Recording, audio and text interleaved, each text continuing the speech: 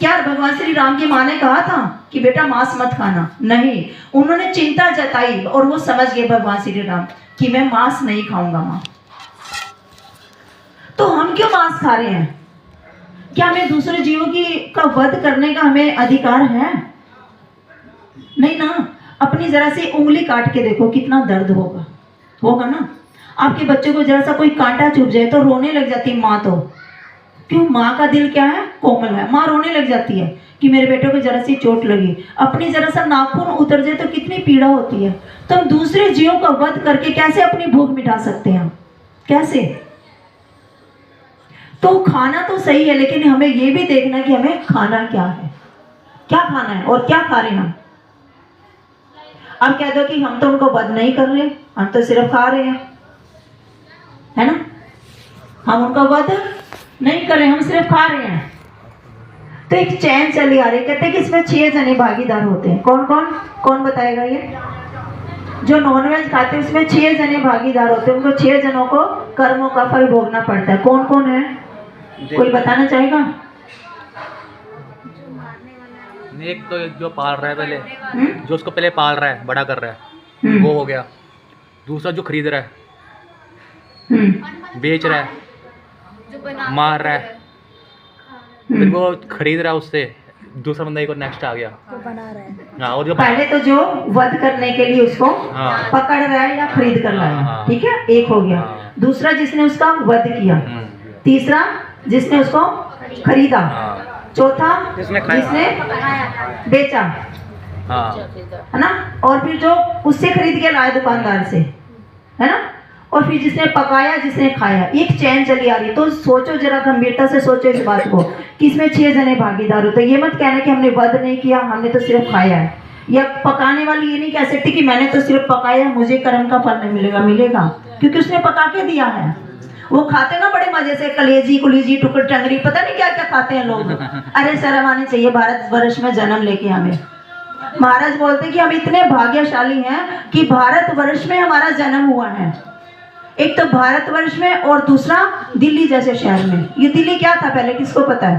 भक्तों को तो पता है। हस्तिनापुर था ये पहले। पता आप लोगों को? नहीं पता होगा। हस्तिनापुर था। यहाँ भगवान श्री कृष्ण आए हैं, पांडव आए हैं यहाँ पर। तो कितने भाग्यशाली हैं। लेकिन उस भाग्य को हम क्या कर रहे हैं? खराब कर रहे हैं। सौभाग्य को दुर्भाग्य को बना रहे हैं। कहते कि आप खा रहे हो ना, एक जानवर को, एक पशु को, जिसको भी आप खा रहे हो, उसको अपने सामने ना, उसको काटते हुए देखो आप, उसकी आंखों में देखो आप। कभी मांस नहीं खाओगे। फिर जब उसकी आंखों में आप देखोगे ना, वो आपकी तरफ निहार रहा होगा कि मेरी रक्षा करेगा ये। देखो उसकी आंखों में देखो, और उसके बाद आप कभी मांस नहीं खाओगे, कभी भी। जो भी खा रहे हैं सबकी तरफ इशारा मेरा, जो पका रहे हैं वो भी सुनो। उसकी आंखों में देखोगे ना जब, तो उस दिन के बाद वहीं पे आप मांस ना खाने का संकल्प ले लोगे कि नहीं खाएंगे। क्योंकि उसकी आंखों में क्या है कि कोई तो मेरी रक्षा करो।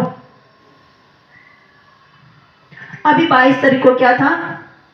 भगवान श्री राम का प्राण प्रतिष्ठा, मंदिर का उद्घाटन हुआ। क्या भगवान श्री राम कहीं गए थे? गए थे? फिर क्यों हमने कहा कि भगवान श्री राम आ रहे हैं? गए थे कहीं? नहीं गए थे। अयोध्या से वो कहीं भी नहीं गए थे हैं और रहेंगे। सिर्फ मंदिर का उद्घाटन हुआ था, मंदिर का, और उसी में दोबारा से भगवान की प्राण प्रतिष्ठा की गई है।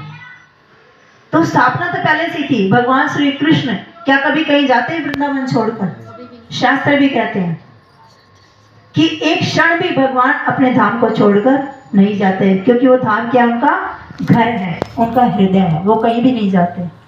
तो स्थापना करनी है तो हमें अपने हृदय में करने की आवश्यकता है।